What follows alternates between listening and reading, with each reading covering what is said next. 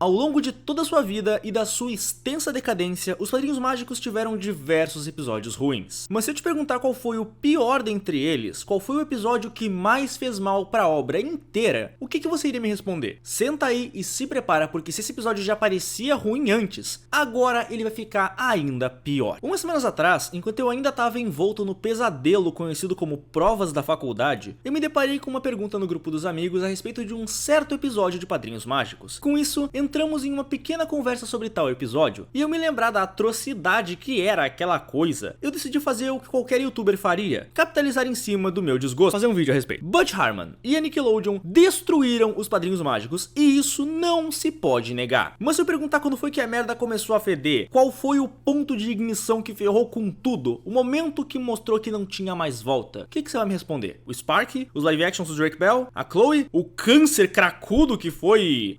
aquela coisa? Não. Tudo foi pra merda na 8ª temporada. Porque mesmo tendo episódios que já estavam ficando diferentes, para não dizer fracos, eles podiam ter melhorado e voltado à sua antiga glória, se não fosse por um especial de 40 minutos que, uma vez lançado, condenou a série de vez. E esse episódio foi o desejo secreto do time. Ok, vamos começar pela história desse especial. O time chega ao seu pedido número 1 milhão, algo que nenhum afiliado jamais conseguiu fazer. E com isso seguimos para uma comemoração que já começa decepcionando com uma musiquinha bem fraca. Uma loja de bolas mágicas!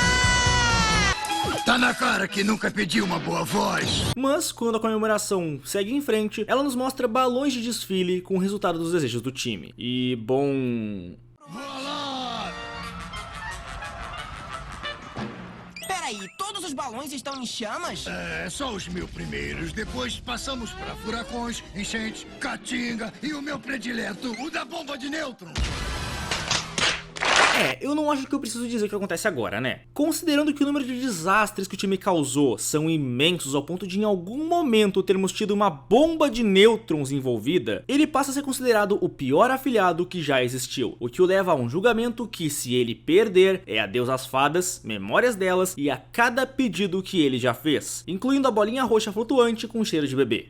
Mas ok, o time não tava lá no seu melhor momento, mas ele também não tava tão ruim assim, né?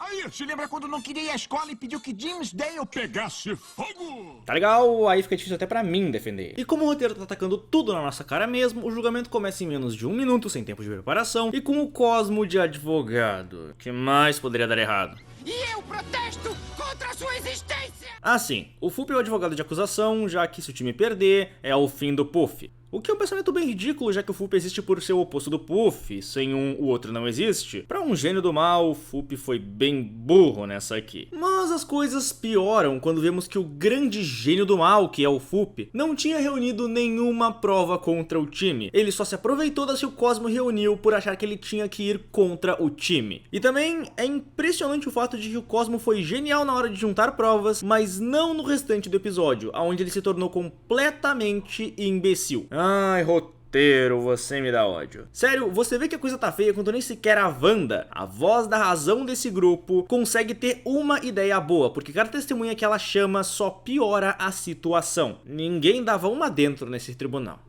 Mas tudo bem, porque o Puff resolve com um argumento mais convincente já dito. É o argumento legal mais brilhante que eu já ouvi. Poucos desejos bem intencionados contra alguns milhares de pedidos que acabaram em desastres. Mas é o bastante para ele não ser considerado o pior afiliado que já existiu. Ou pelo menos seria, se não fosse pela última e mais importante prova que o Cosmo reuniu. Ele não fez 1 milhão de pedidos, afinal de contas! Ele fez 1 milhão e 1! O time fez um pedido secreto para que ninguém envelhecesse, e assim ele pudesse manter suas fadas para sempre. Por conta disso, ele não apenas perde o julgamento e as suas fadas, mas também tem cada pedido já feito, desfeito e mandado para Ocus Pocus, vulgo Cafundós do Judas. Nisso, ele também perde a memória e todos na Terra envelhecem 50 anos em uma única noite. O que eu não preciso nem dizer, deixou tudo uma tremenda bagunça. Mas como nesse ponto já tinham se passado 25 de 43 minutos desse especial, o time recupera a memória porque sim, o Crocker ajuda ele porque sim, o time tira o pessoal de Ocus Pocus ficando pra trás para que consigam escapar, e como o amor vence tudo, no final tudo volta como estava antes do time fazer o pedido secreto. Fim. Ah é, e o episódio ainda tem a pachorra de meter uma lição no final. Eu não vou nem xingar essa lição, olhem por vocês mesmos. Puxa, eu aprendi minha lição. Nunca mais vou fazer outro pedido secreto.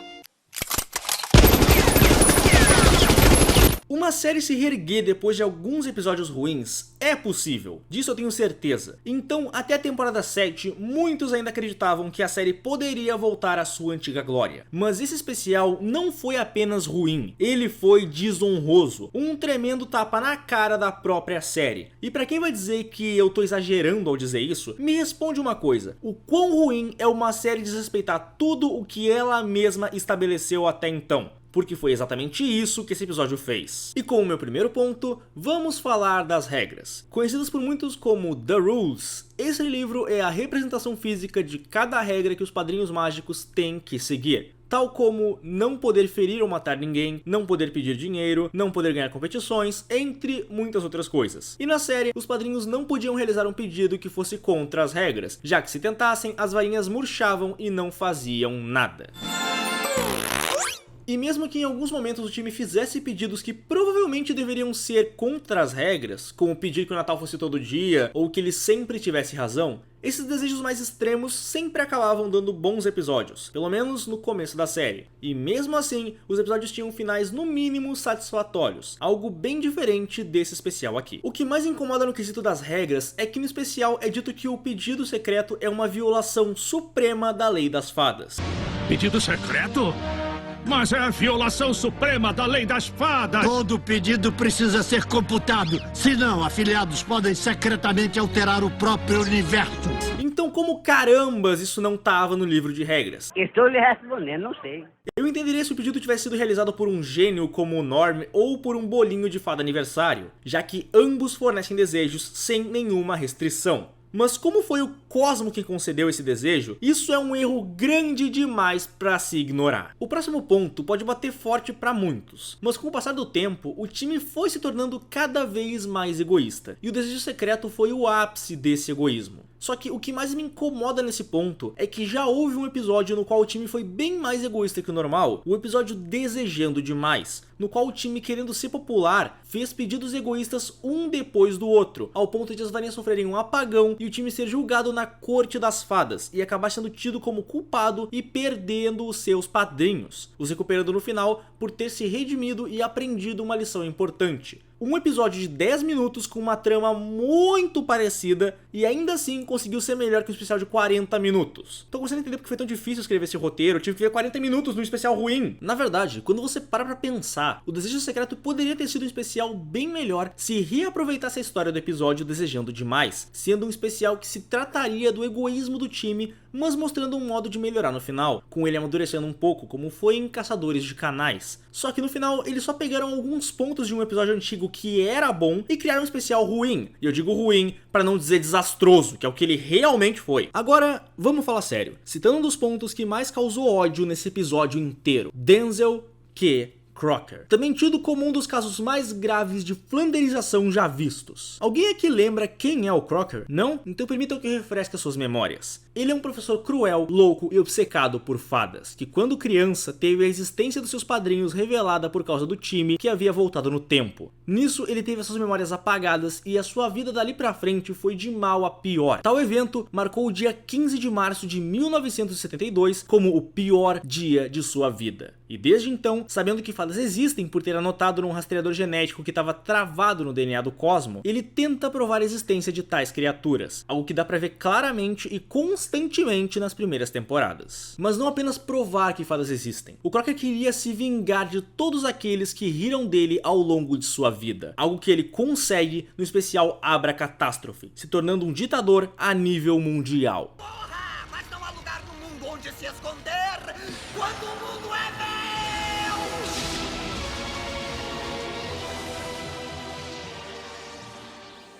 Mas esse era o Crocker do passado, porque atualmente ele foi reduzido a... isso. E o que eu ganho com isso? Qualquer coisa que quiser. Eu poderia pedir bolinho de cereais com suco de ameixa, mas nem me pergunte por quê. Arrasou em Nova Jersey. Não é aqui que estamos. Eu vou tirar uma soneca. Mas relaxem, o problema real tá aqui. Tirei uma foto delas num fim de semana que me disfarcei de sua mãe. A situação com seu pai foi difícil.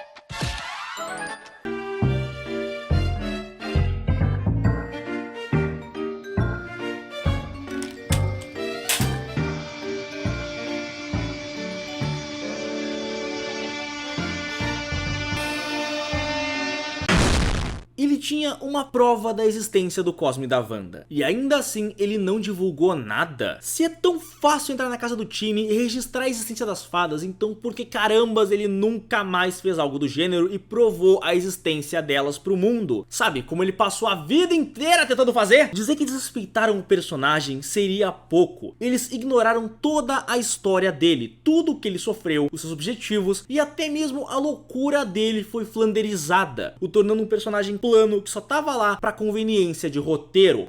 Ele tinha um portal e nunca conseguiu usar direito até esse momento em específico. Ele finalmente chega no mundo das fadas e nem ao menos leva uma câmera. O Crocker original teria levado redes de borboleta e um modo de voltar pra Terra. Se ele não tivesse sofrido de flanderização grave a nível terminal, isso teria sido um Abracatástrofe 2.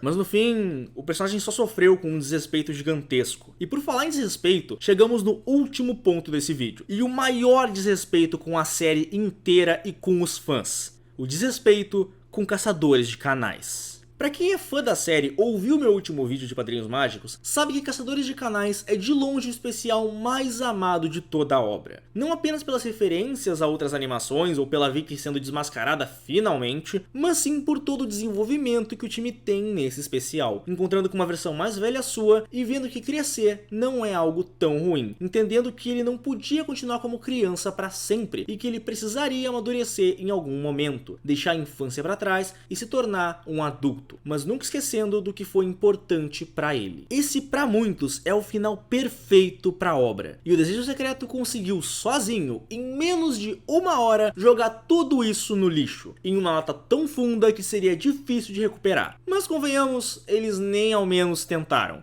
Tudo o que foi aprendido em Caçadores de Canais foi ignorado. Todo o desenvolvimento do time, ao longo da obra inteira, foi ignorado. E eu entendo que em alguns episódios ele pode acabar sendo mais egoísta para a trama do episódio em questão, mas nesse aqui as coisas foram parar em outro nível. Concluindo esse vídeo, o Desejo Secreto pode não ser o pior episódio em questão de roteiro ou flanderização, mas ele se torna o pior episódio da obra inteira quando vemos tudo o que ele fez de mal a ela. Ele a desrespeitou de uma maneira nunca vista antes, além de ter estabelecido um ponto sem volta, no qual muitos fãs abandonaram a série para nunca mais voltar. E os poucos que voltaram acabaram se decepcionando com o que encontraram. No final, eu sou um daqueles que leva Caçadores de Canais como o final verdadeiro da série. E tudo que veio da temporada 6 em diante é só mais uma prova de que o criador da série não tinha mais amor pela sua criação. E só havia como um meio de ganhar dinheiro, já que a série começou a decair dali em diante e ninguém tentou consertar. Bom pessoal, por hoje é isso. Eu sou o Dust e até o próximo especial.